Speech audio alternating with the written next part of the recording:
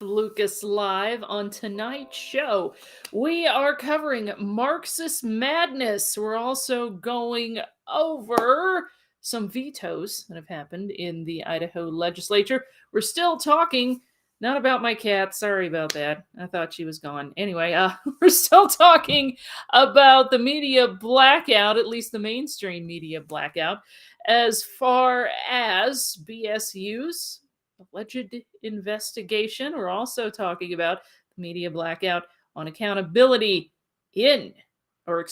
accuracy in media. And we'll be discussing that on Steph Lucas Live. Oh, Wayne and Dustin, they're not making an appearance tonight, but they will be tomorrow. I'll tell you where they're going to be. It's all on the way on Steph Lucas Live.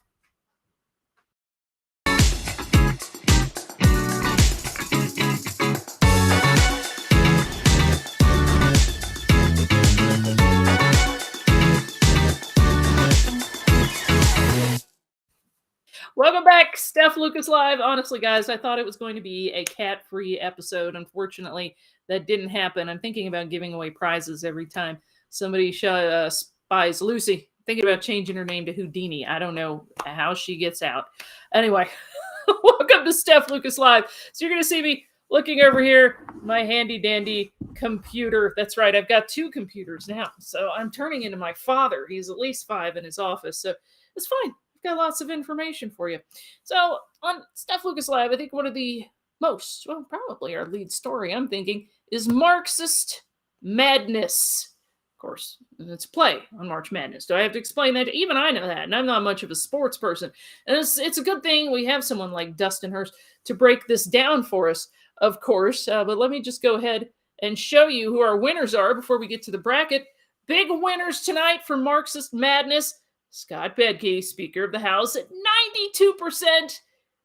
Great job, Scott. Good for you. Patty Ann Lodge also tying 92%. Way to represent statism, guys. We're all real proud of you over here at Steph Lucas Live. Let's bring up our bracket in case you haven't seen it yet for Marxist Madness. Let's bring that one up. You got to take a look at this. This is terrific, right? Who is the biggest statist in the Idaho Capitol? So I just told you Scott Bedke and Patty Ann Lodge leading the pack of the statists at 92%. Now, if you haven't had a chance to fill out your bracket, it's okay. Your chance is coming up, actually. Now let's talk about what we're seeing here on this bracket. So Bedke got the 92%, as did Lodge. Cheney cruising over Woodward. Grove versus Youngblood. Bit of a surprise, given that Youngblood was JFAC co-chair. That automatically means you're a huge spender. Grove beat out Youngblood. McCann edging out Manwaring by just a handful of votes. What we have here is Hyder rocking Troy, if you could see that. Again, surprising, because Troy is a vice chair of JFAC. Also, a huge spender. That seems to go with a lot of people who are on JFAC.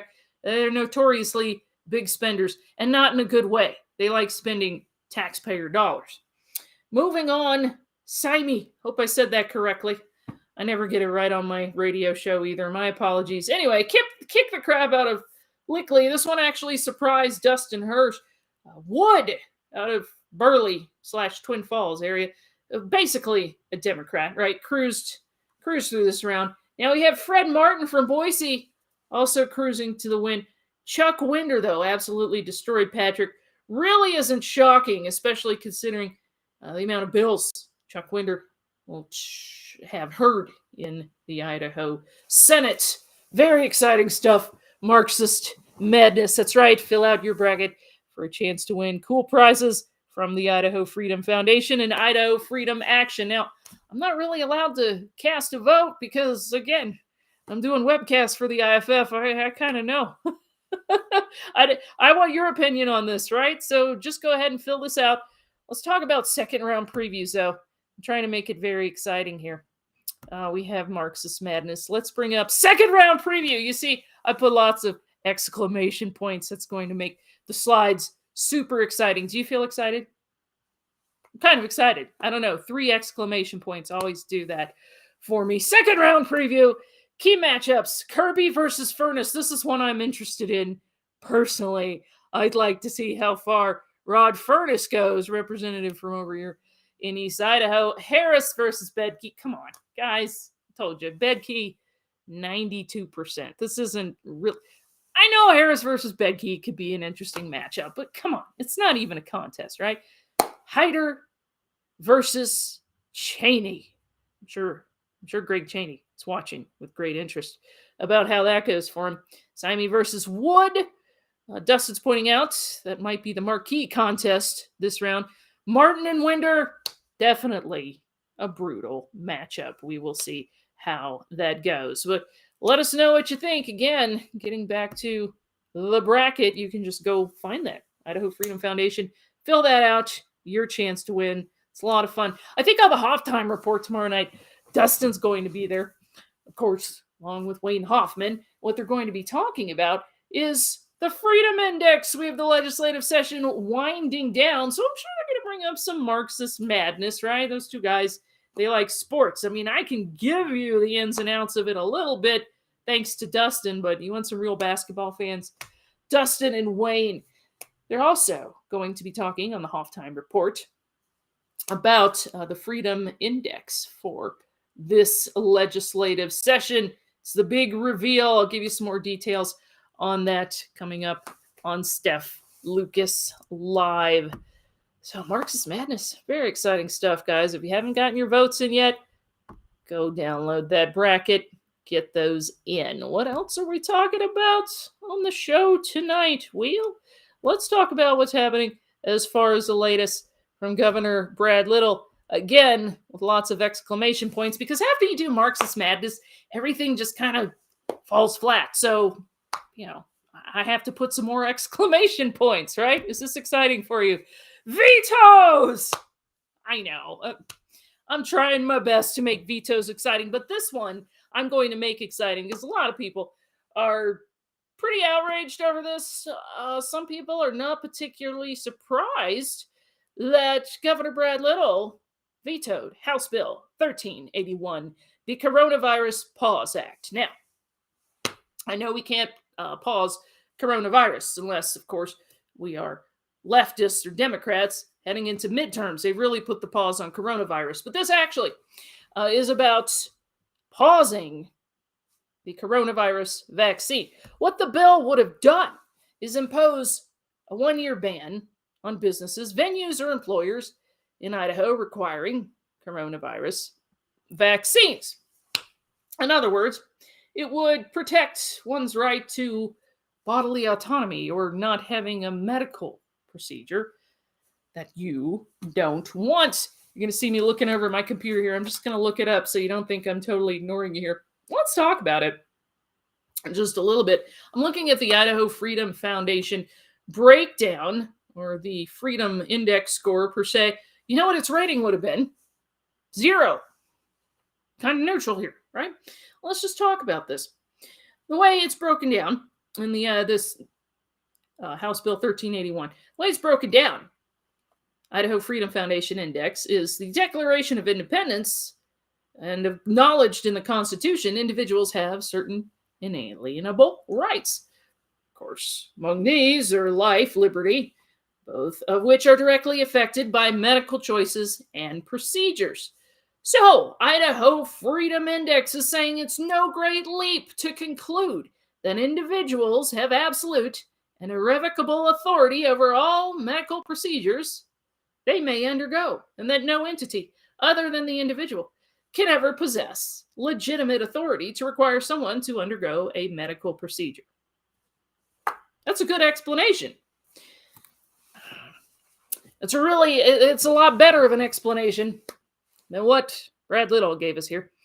I am vetoing this legislation because I am a lifelong advocate of limited government and House Bill 13. Is it Senate Bill 13? If I get it wrong, guys, give me a break. I was thinking it was March 31st all day, okay? Anyway, 1381. It significantly expands government overreach into the private sector, and it is Senate Bill 1381.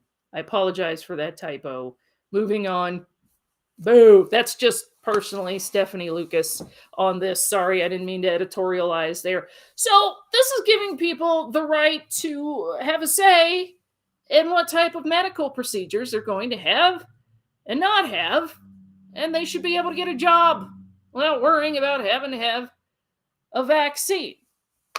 But Brad Little has gone ahead and vetoed this. I mean, I get it. Everyone's all for free enterprise. Everyone's all for capitalism. But that's not what this is about. This is about preserving, of course, your right to life and liberty, to quote the Freedom Index, both of which are directly affected by medical choices and procedures.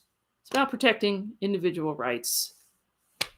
Clearly, Brad Little does not see it that way, but that's what he said about the Coronavirus Pause Act. Let's move on to some more vetoes.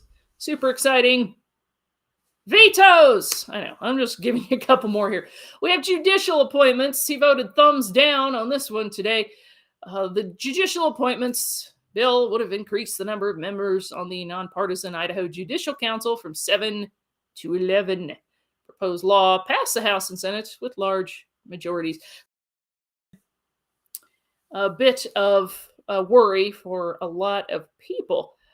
It's a school funding formula, right? And this might take a whole Steph Lucas Live to explain, but suffice it to say, Brad Little vetoed this as well. It would have switched the funding formula from an average daily attendance to student enrollment. We should have some time to explain the ins and outs of that on another show. You can really go down. This is a concern for a lot of people. We can go down the rabbit hole with that one. So, what else are we talking about on the Steph Lucas show? Let me find my notes and the computer. Oh, here it comes. Okay, this is by my man Greg Pruitt here. Boise State's under investigation. Idaho Dispatch is reporting on this. Pretty much the only media outlet in Idaho reporting on this. I wonder why that is. It's a rhetorical question, guys. You know why that is. So do I. But I'm still going to ask it. I wonder why that is. Let that wash over you for a minute.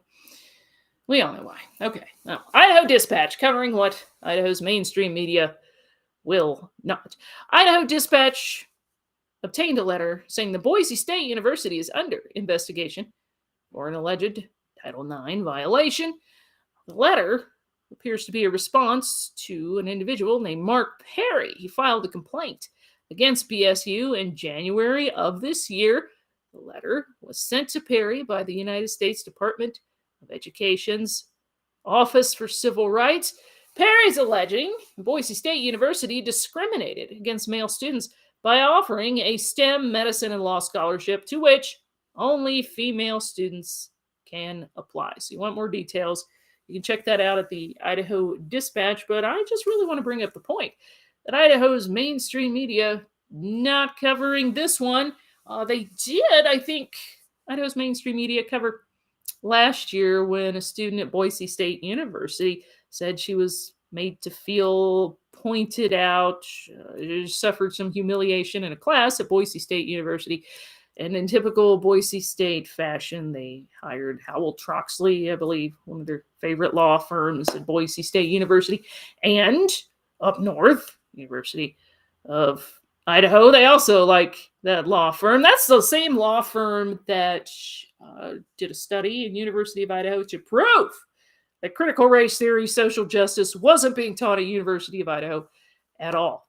That's what they did. Anyway, moving back to what happened at Boise State University last spring, there was some allegations of discrimination. Boise State hired someone to do an investigation, and they said there wasn't any discrimination happening. So mainstream media covered that a bit last spring. This, they're not covering at all. So I guess if you want more coverage, you'll have to go to the Idaho Dispatch for that, because they seem to be the only ones covering that. Good on them. What else are we talking about the media not covering in Idaho? I talked about it twice last week, but I think we should just cover it again because, well, you need to hear about it. The media's not covering it, then guess it's up to me, Steph Lucas Live, to cover this for you. Now, Critical race theory. We're all familiar with this by now. Certainly an issue across the country. The weird thing is Idaho. Here in Idaho, we have quite a few legislators, people in charge of school boards, state education, saying critical race theory and social justice are not happening, especially not in Idaho's K through 12 schools. It's just not happening, right? I mean, we can have evidence from states all across the country. Virginia comes to mind, Loudoun County, Virginia. You see stories every day. This whole last summer was parents going to school board meetings saying, we will not put up with a social justice agenda and this critical race theory, right? Well, according to everyone in the know in Idaho and government, okay, well, a lot of bureaucrats in charge, critical race theory just isn't happening. Idaho, we're like this big donut hole for critical race theory. Like, there's the rest of the country where it's happening, and then there's Idaho. That's the big donut hole in the donut of the United States. Do you see what I'm saying? It's an odd visual, but apparently Idaho's just some island of misfit toys where critical race theory doesn't happen. Well, that was blown out of the water. This last week, we had accuracy in media holding these guys accountable. And when I say these guys, we're talking about bureaucrats, Idaho's public schools. What they're saying is Idaho's critical race theory is actually being taught under the guise of social, emotional learning, mental health. Now, I brought up in my show last Friday, yes, Wayne Hoffman and the Idaho Freedom Foundation have been warning Idaho for the better part of a year that critical race theory is being taught under the guise of social emotional learning, right? So let's move on to what accuracy in media has done, or excuse me, accountability in media, but you'll get the point here. Here's what we have. Let's bring up the beginning. Just want to show this briefly. Investigation here. It's kind of a Project Veritas style investigation. Here is, let's hope it'll play, this video clip. Race theory is incredibly divisive and incredibly unpopular. It started out in higher education, but now parents across the country are fearful that the racist Marxist tenets of critical race theory have found their way into K-12 schools. In response, politicians in 7 states have banned critical race theory from being taught to children. A dozen other states are considering doing the same. But as we discovered in our investigation in Idaho, simply banning critical race theory isn't enough to stop the unaccountable bureaucrats of public education.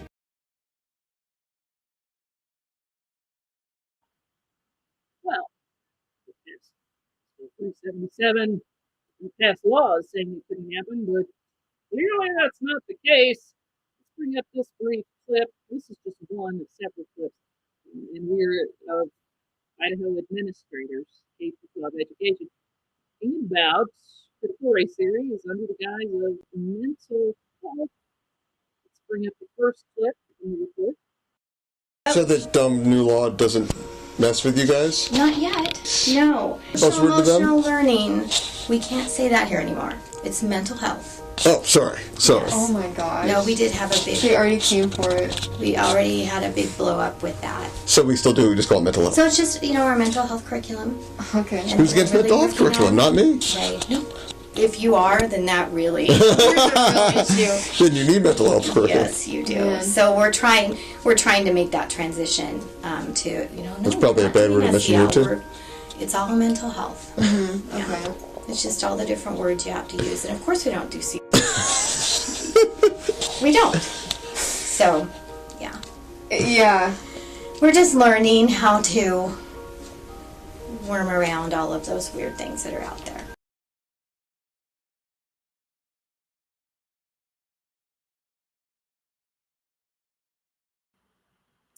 Worming around all those weird things that are out there. It's Cindy Dion, looks like an administrator out of Nampa, talking about how it's all mental health now as far as critical race theory. There's also some clips, of course, in that report about social emotional learning is the new guise for teaching critical race theory. So far, National Review's covered it. One American News has covered it. Washington Times is the latest to cover this undercover investigation in Idaho about critical race theory. Why am I shaking my head? Well, you know why. You know why. Where's Idaho's media on this? Nowhere to be found. So I'm just going to keep talking about it. Find out what's going to happen. I don't believe there's been any commentary yet. National Review reached out to school district of Caldwell, Nampa, Boise to find out if there was any comment. So I don't think they've replied. Haven't heard anything about that so far. I wonder why they haven't replied. I keep asking that rhetorical question today, but kind of how I roll, right? Asking the rhetorical questions that need to be asked. What else is happening on the Steph Lucas Live report? I am going to tell you, I told you I'd tell you where Wayne and Dustin were going to be tomorrow night. That's the halftime report. Wayne and Dustin revealing what's going to happen with the Freedom Index. Who's the big winners? Who's the most conservative? Who's performed dismally? I think they're going to talk about Marxist Madness a little bit as well. So that is going to happen tomorrow night. Halftime report should be 7 o'clock. Wayne and Dustin. It's going to be a lot of fun. I'm certainly tuning in. I want to see the big Freedom Index reveal. You'll also be able to download that Freedom Index as far as tomorrow night, as far as I know. There you go. Special slide. Halftime report. Wayne, Dustin, index score reveal. Need I say more? So tune in for that. Well, that's the lineup. Steph Lucas show for tonight. Or should I say the rundown? It's lineup when we're going into it, rundown when I'm done.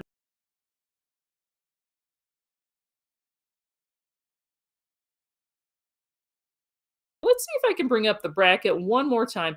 I really just want to talk about Marxist Madness. I think this is so... When I did pay attention to basketball growing up back east, it was a big deal. Everyone had the brackets going. Teachers, and don't quote me on this and say that someone would spin this somehow. Anyway, teachers would just stop class. I grew up on the East Coast. Don't worry, I've lived 27 years. I'm legit. I've lived in Idaho 27 years. Anyway, back east, teachers would just stop the class and bring in a TV, and we were going to watch basketball. It's a big deal growing up back east, the whole March Madness thing. That's what I remember. Well, now, if you're a grown-up and a nerd like me, you're super into this version. Marxist Madness. Who is the biggest statist in the Idaho Capitol? Again, round two's coming up. We got to get your Marxist /status in the brackets. So just go visit Idaho Freedom Foundation, download that, and it's not like we're going to give you a prize as well. It's if you win, right? There's going to be several different prizes. So enter that. We'll get some prizes for you. Hopefully Wayne and Dustin will cover a little bit of that tomorrow night. But the big thing is the Idaho Freedom Index reveal. Don't tell me 100% of legislators aren't going to be watching, because they will be. They want to know. They want to know about the Freedom Index. Really excited for it. That's on the halftime report tomorrow night. So that's about it for me on Steph Lucas Live. I hope you have a terrific Wednesday evening. I'll be back here on Friday, letting you know what's happening with the Idaho legislature. They are reconvening tomorrow. Probably give you the details on what's happened on Thursday in the Idaho legislature. In the meantime, go download that bracket. It's going to be fun. We need your input. Marxist Madness. Thanks so much for joining on Steph Lucas Live. Have a great night.